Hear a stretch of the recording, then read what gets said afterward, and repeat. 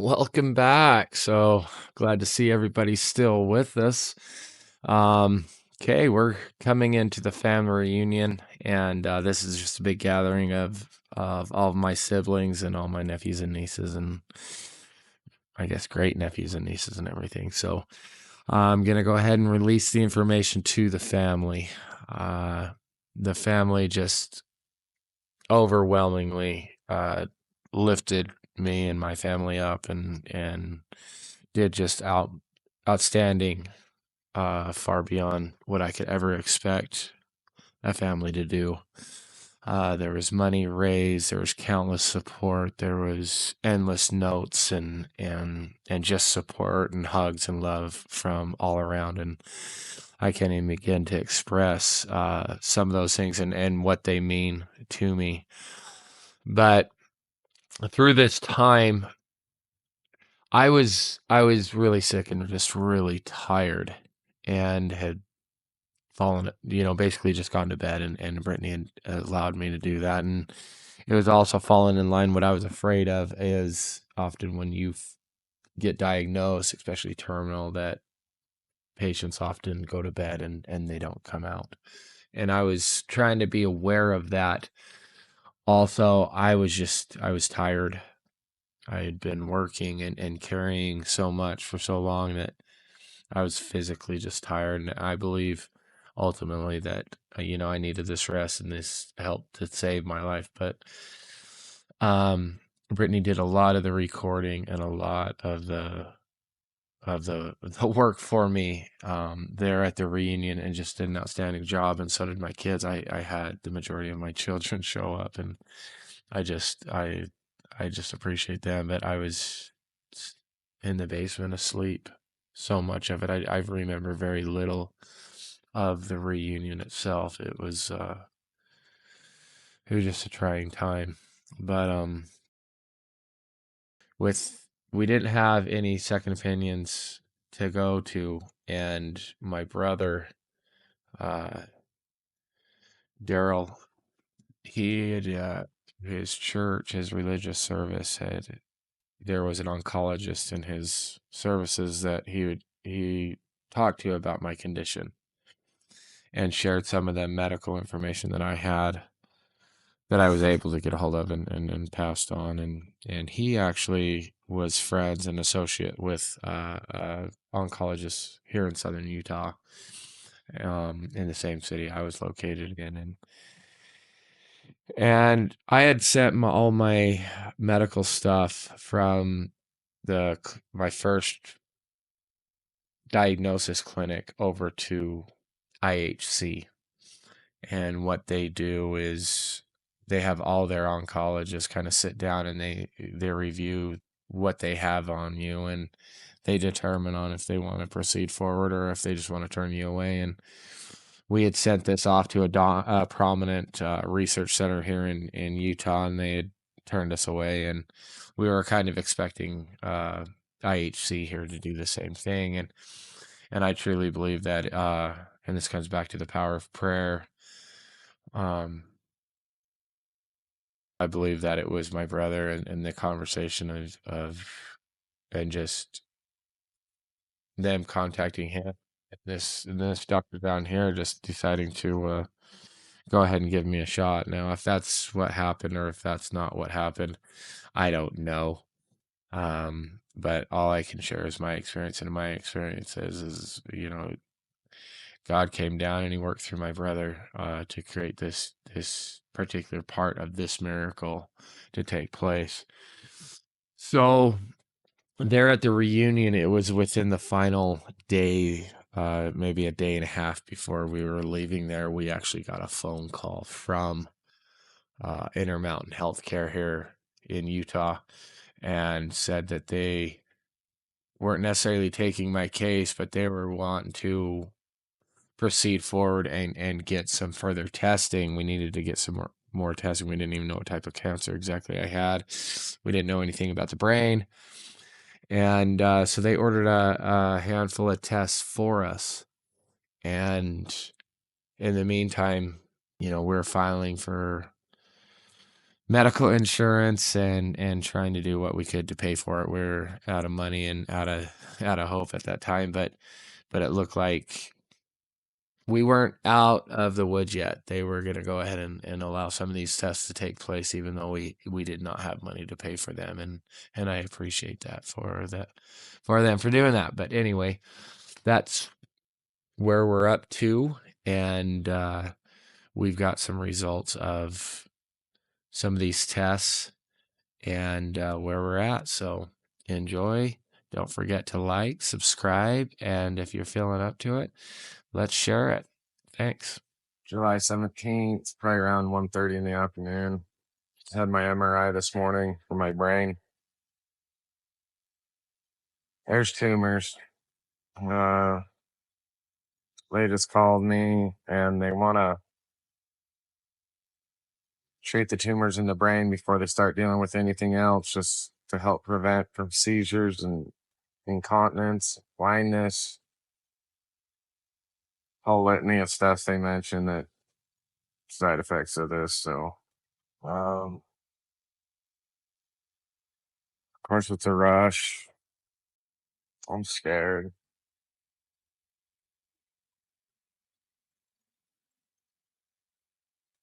A lot of it's just I'm tired of feeling sick, and I know that's just not. This isn't even the start of it.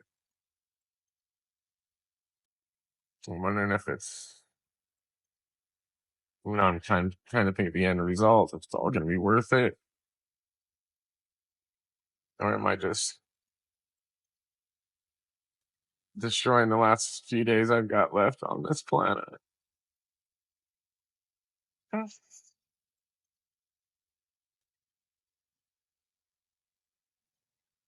I'm really trying to stay positive,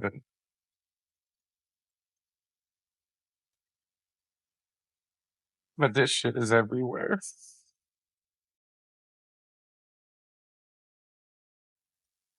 I'm scared.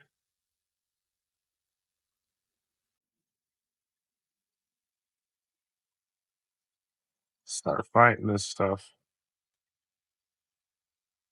This stuff has got a real big jump on me, and I should like to make it difficult for myself. I don't know if I got what it takes for this one. It's fucking everywhere, man. It's fucking everywhere.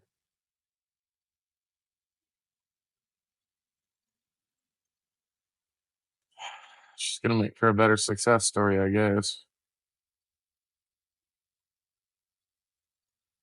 I hope to write it.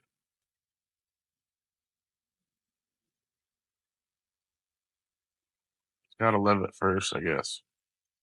So, uh, see what tomorrow brings. And all this came through over the phone. I went and had some blood work done and an MRI done, and just the way doctor's appointments were falling and how it was going to all happen, they were moving pretty quick. Is they knew it was unprofessional, but they called me and let me know that I did have tumors on the brain. Um, I did not know at the extent of that.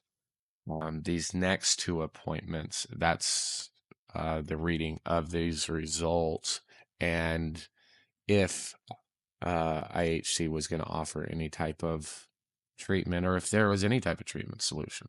So enjoy. Okay, so this is you laying on your back. There's the back of your head here. This is the right side of your head, left side. So we're starting at the top of your head and we're working down through your brain as we come down.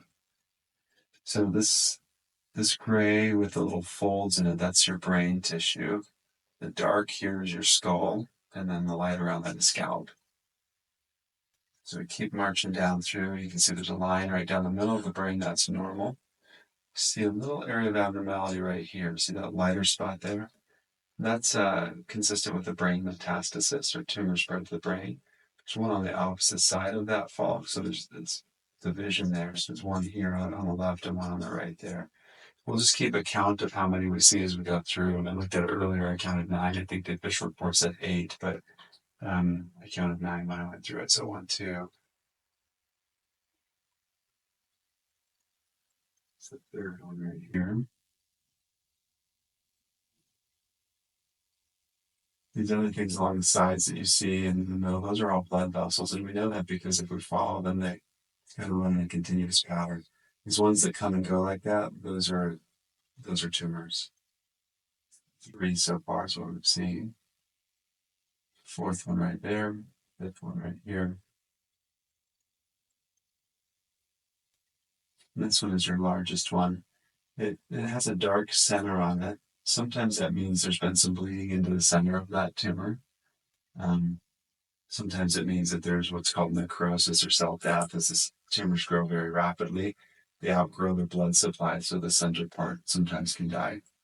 And so it's either blood or necrosis. What would be the difference of those two?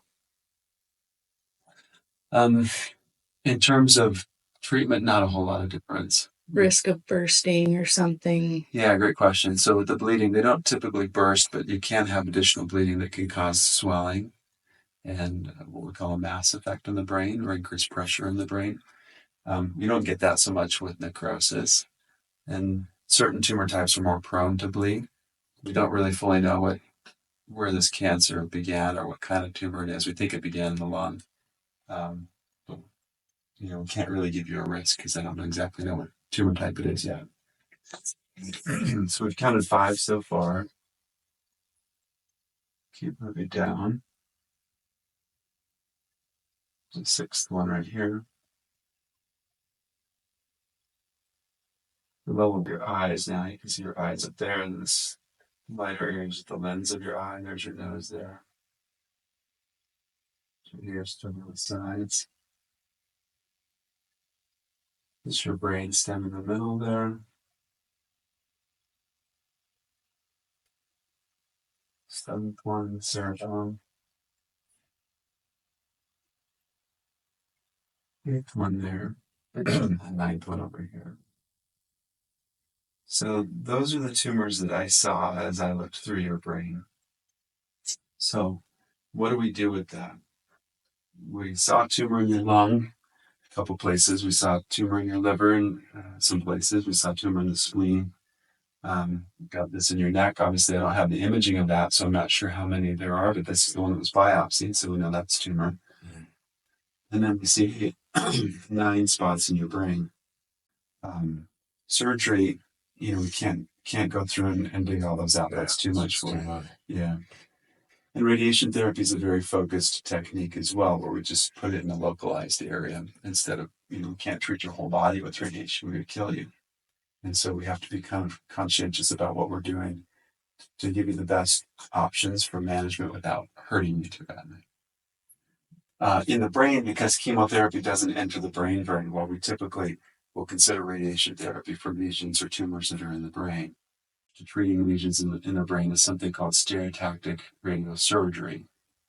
The name for that treatment was coined by a neurosurgeon, so it has the word surgery in it. There's actually no cutting involved with it. It's not truly a surgery. It's administering high doses of radiation to very focused areas.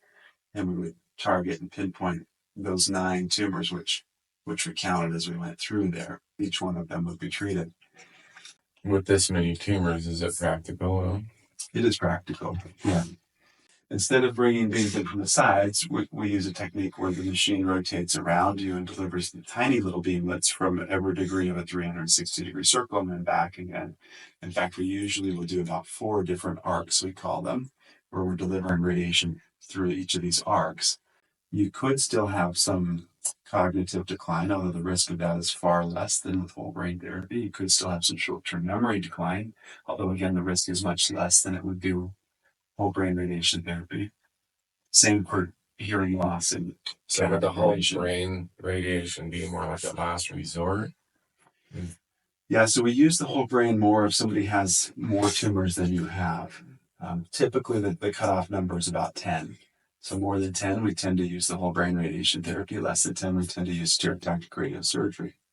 because there's this concern that your tumor might be a small cell carcinoma, there's a very real chance that if we treat with stereotactic radiosurgery with that kind of pinpoint spot welding, if you will, of those spots, there's a very real chance that there could be others that pop up later on that would need either additional stereotactic radiosurgery, or if a large number of them show up, then maybe whole brain therapy, whole brain radiation therapy down the road.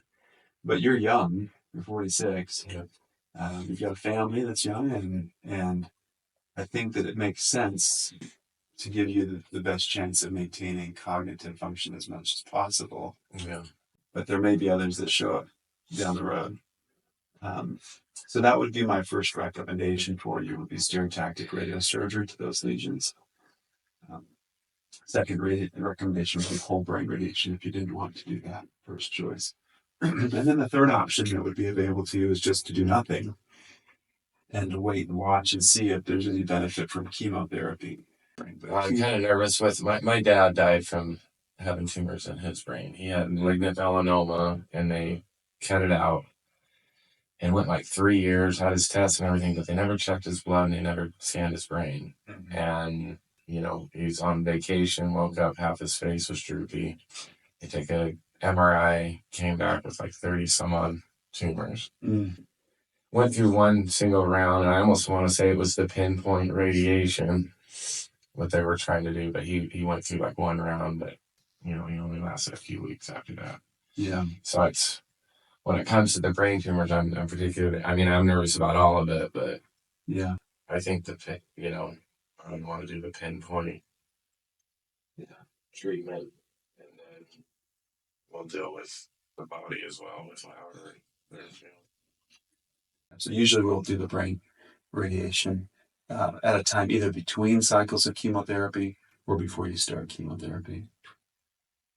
What we can do today is begin the planning process. It takes us, 5 to 7 days to develop a radiation plan.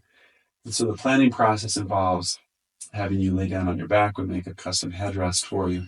They make a custom mask that fits. It's a 2-piece mask behind your head and in front of your face. It's made out of a special plastic polymer. Put it in a warming oven. It gets warm and very stretchy and flexible. And we'll stretch that around your head, snap the 2 pieces together, and then secure those to the table that you're laying on. That'll hold your head perfectly still. You can see through it, you can breathe through it, but as the plastic cools, it hardens the shape of your head. And so every day you come in for treatment, we'll snap the same mask on and put your head in the exact same position for treatment each day. Chances that the radiation will work and blast them and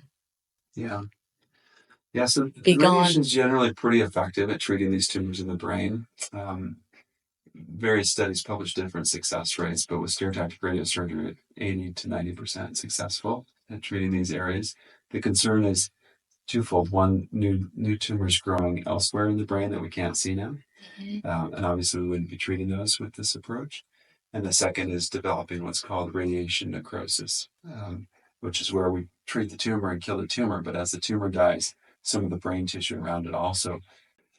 Certainly within the brain, I think that we have a good chance at controlling these tumors with a couple of different options for treatment. The rest of the body, you've got a lot of tumor, your liver, your spleen, we looked at that, your lungs, your neck. So there's a lot of tumor. And without having tried any systemic therapy, any chemotherapy, I certainly wouldn't say there's nothing that we can do. I think that there are treatment options.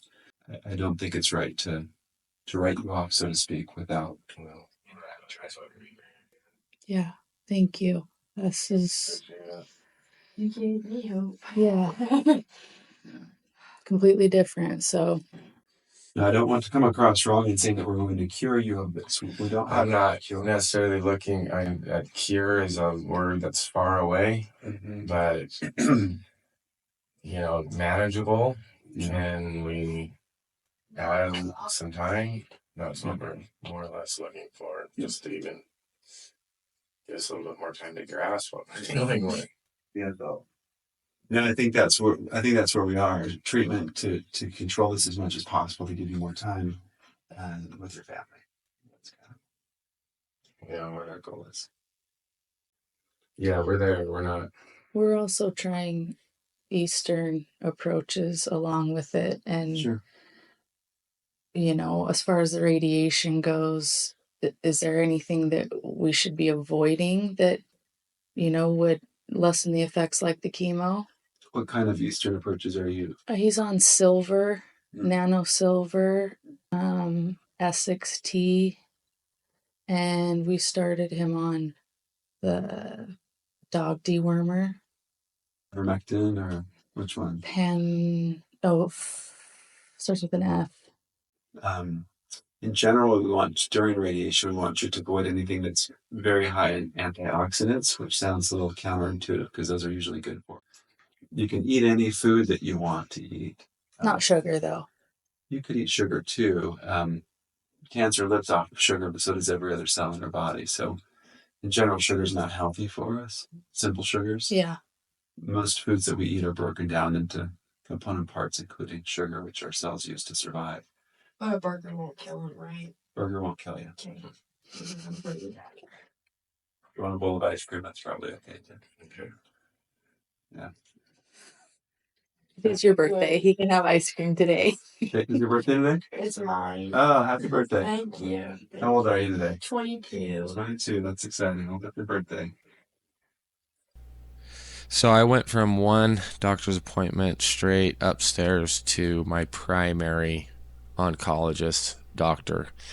And it was pretty much the same appointment that I had earlier, that I aired earlier. He just went through the extensive of the chest and torso scans. So I've cut a lot of that out. I've added in, he goes into a little bit of detail on a couple key areas. So I'm just going to put in a couple snippets of that. So we see something unusual right off the bat here in the liver.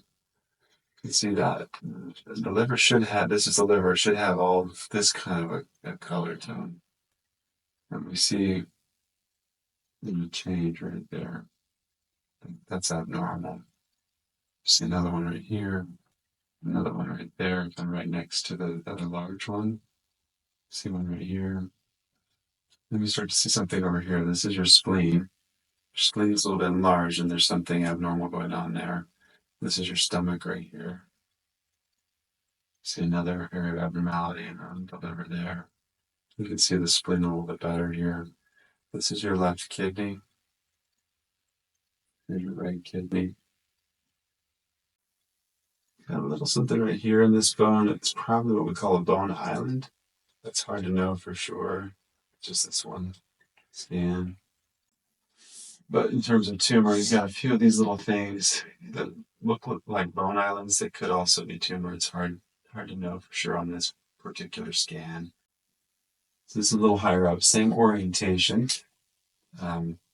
Put that on right at your level of your shoulder. So there's kind of the ball and socket joint in your shoulders. Your right shoulder's got something going on in it. We're going to look more at the lungs. Here's your spine, spinal cord, ribs coming off. These little white things that you see spread out through here, those are all blood vessels. We can tell that because they form branches like that. Come over here, you see the blood vessels are starting to be pulled together in an abnormal pattern. And we get below that, here's a big mass. And that's kind of what's pulling all those vessels together. I can feel that one. Yeah. Kind of see it there. It's largest size there. And it's growing into what we call the mediastinum, or middle of the chest. This is your esophagus. This right here is your breathing tube or trachea. Behind that, looks like there's a lymph node right next to that. Is it just that one in his lungs? Yeah, so that's the biggest one. There's another one down here. Actually, on both sides, there's another one right here, a couple of lymph nodes. So, 4 or 5 small little things, and then a couple. And we went on to count many, many more tumors. And our files got corrupted. So the end of this appointment, we're not able to locate. So he offered us chemo. And he thought the chemo would be somewhat of a successful treatment for this type of cancer. Now, we didn't know if it was small cell or non-small cell, but the chemo is the same treatment for both types of cancer and for what I was getting tested for.